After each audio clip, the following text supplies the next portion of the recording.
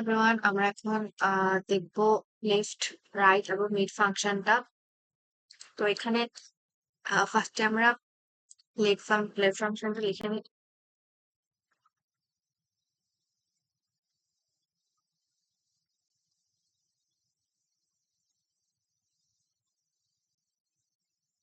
তো এখানে আমাদেরকে প্রথমে টেক্সট দিতে বলতেছে, তো আমরা ফার্স্টে টেক্সট সিলেক্ট করবো। আমরা নেম থেকে ফার্স্ট যে আটা সেটা দিচ্ছে, এটা হচ্ছে টেক্সট সিলেক্ট করেছে। এরপর হচ্ছে নাম্বার অফ ক্যারেক্টার। তো না ক্যারেক্টার আমরা কোনটা নিতে চাচ্ছি, আমরা হচ্ছে যে কি লেফটের এই রেখাটাকে নিব। তো এখানে কয়টা ক্যারেক্টার আছে এটা লিখবো, একটা, দুইটা, তিনটা, চারটা। তো আমরা এখানে চারটা দিয়ে দেবো, তারপর ব্র্যাকেট ক্লোজ করবো, এন্টার দেবো। রিতা চলে এসেছে। এভাবে আমরা এটাকে ডাবল ক্লিক করলে রোহান আর নাইমা ও চলে আসছে। এবার রাইটটা নিব,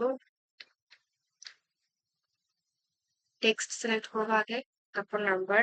এবার ঠিক একইভাবে পিছন থেকে গুনবো, 1 2 3 4 5, আমরা 5 দিব।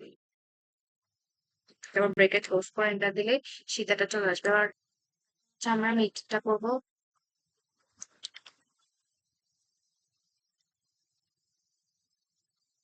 ফার্স্ট টেক্সট সিলেক্ট করবো, তারপর স্টার্ট নাম্বার। আমরা মিতাটা নিব, এর জন্য হচ্ছে যে কি 1 2 1 2 3 4 5 6। মিতাটা 6 নাম্বারে পরে।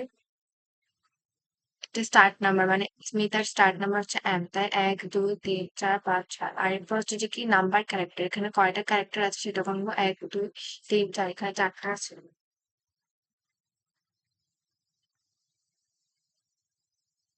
ব্র্যাকেট ক্লোজ করে এন্টার দিলে মিতাটা চলে আসছে। স্যার কারণ হচ্ছে যে কি এখানে আমরা 3টা ক্যারেক্টার দেওয়ার কারণে এখানে রোহা আসছে, 4টা দিলে এনটাও আসতো, রোহান আসতো। তো ভিডিওটা এখানে ছিল, বাই বাই।